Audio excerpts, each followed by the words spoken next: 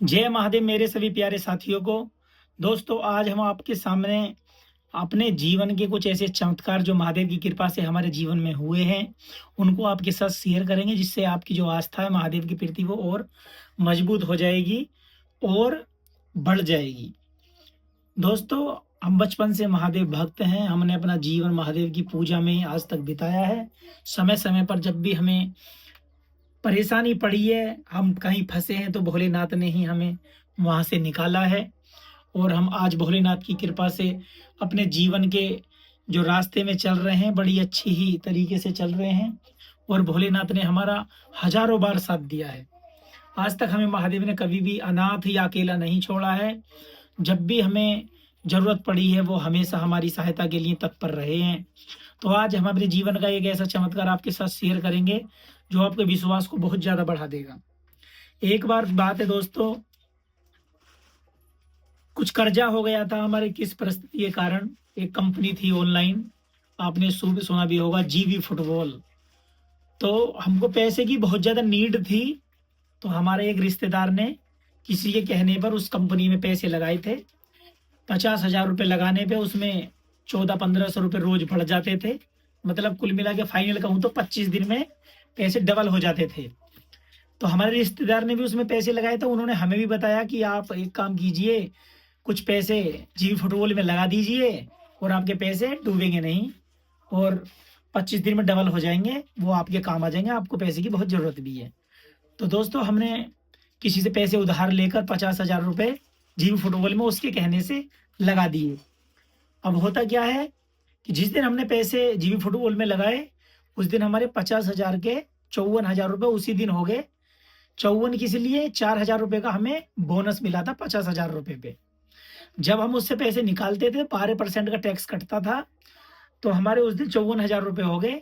Second day, दूसरे दिन हमारे 50,000 रुपए पे जब हमने बेट लगाई, तो उसमें हमें 1435 रुपए या 30 रुपए के आस-पास, 1430 रुपए के आस-पास बेनिफिट हुआ। तो हमारे 55,400 कुछ रुपए हो गए। दूसरे दिन हमें उसमें 1500 की इनकम हुई। तीसरे दिन 50 रुपए और फालतू 100 रुपए रोज़ बढ़ते थे, मतलब तो 25 दिन में हमारे 1 लाख रुपए हो गए। हमारे मन में थोड़ा लालच और आया दोस्तों, हमने 1 लाख रुपए और किसी से लेके और जीवी फुटबॉल में लगाने का सोचा।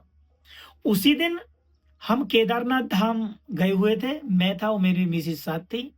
मैंने अपने भाई को 1 लाख रुपए लगाने के लिए जीव फुटबॉल में अपने भाई को 1 लाख रुपए लेकर रिश्तेदार के पास भेज दिया। मेरे भाई ने मुझे कॉल की, उस समय हम केदारनाथ की चढ़ाई चढ़ रहे थे। मेरे भाई ने मुझे कॉल की कि जो 1 लाख रुपए उनको डाल रहा हूँ मैं इसमें जीव फुटबॉल अपने नाम से, और जो हैगा देखा जाएगा। हमने सोचा ठीक है, केदारनाथ के रास्ते में थी, भोलेनाथ का नाम लिया और प्रार्थना की, महादेव अगर हमारे लिए उचित हो तो ये हमारे 1 लाख रुपए लग जाएँ, अगर अनुचित हो तो बचा लेना बाबा, हम तो आगे का भविष्य कुछ जानते नहीं हैं। जब हम केदारनाथ गए थे, तो जीवी फुटबॉल में से भी हम 30-35 हज़ार रुपए डेबिट करके, मतलब उसमें से निकाल के 35,000 रुपए हम गए थे, क्योंकि हमने 50,000 रुपए लगा रखे तो 35 निकाल लिए। तो उस समय हमने बहुत कोशिश की दोस्तों, लेकिन हम उन 1 लाख रुपए को जीवी फुटबॉल में नहीं लगा पाए। बहुत प्रयास करा, नेट उस समय बहुत स्लो था, तो किसी जो वहाँ लोकल के लोग रहते हैं, उनसे वाईफ़ाई लिया। वाईफ़ाई लेने के बाद कुछ पैसे ट्रांसफ़र करने थे, 1 लाख में को थोड़े कम थे, तो हमने खूब कोशिश करी, लेकिन हमारे पैसे वहाँ से ट्रांसफ़र नहीं हुए और उस दिन हम 1 लाख रुपए उसमें नहीं लगा पाए। बीते 2 दिन बाद हमें बड़ी टेंशन हुई कि यार भोलेनाथ केदारनाथ में हैं और वहाँ पैसे लगाने से डबल हो रहे हैं। 25 दिन में हमारे 1 लाख रुपए, 25 दिन में 2 लाख हो जाएँगे, हमारे बहुत काम आएँगे, बहुत मज़ा आ जाएगा, काम तो कुछ है नहीं, बहुत अच्छा रहेगा। पर पता नहीं भोलेनाथ ने क्यों नहीं लगने दिए। 2 दिन बाद हम केदारनाथ से वापिस आए, तो हम हरिद्वार और केदारनाथ के बीच में एक रुद्रप्रयाग नाम से एक क्षेत्र पड़ता है, वहाँ पे हम रुके। वहाँ भी हमको यही टेंशन कि पता नहीं क्यों हम वहाँ पैसे लगा नहीं पाए, लेकिन महादेव की लीला को कौन समझ पाया है? कौन समझ पाया कि वो क्या चाहते हैं, क्या देना चाहते हैं, क्या गलत रोकना चाहते हैं? तो 3 से 4 दिन के बाद जब हम आए, घर आए, तो एक न्यूज़ यूट्यूब पे अच्छे से चल रही थी कि जीवी फुटबॉल नाम की जो कंपनी है, वो भागने वाली है। अगर किसी भाई ने इसमें पैसे लगा रखे हो, तो वो अपने पैसे निकाल सकता है।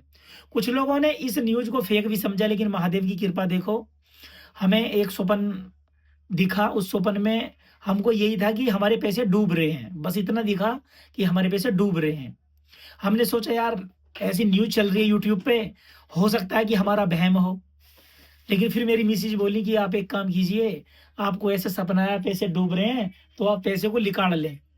तो मैंने उसके कहने से 35,000 रुपये 30,000 रुपये और निकाल लिए। टोटल 65,000 रुपये हमने उसमें से निकाल लिए। 35,000 तब निकाले जब हम केदारनाथ गए।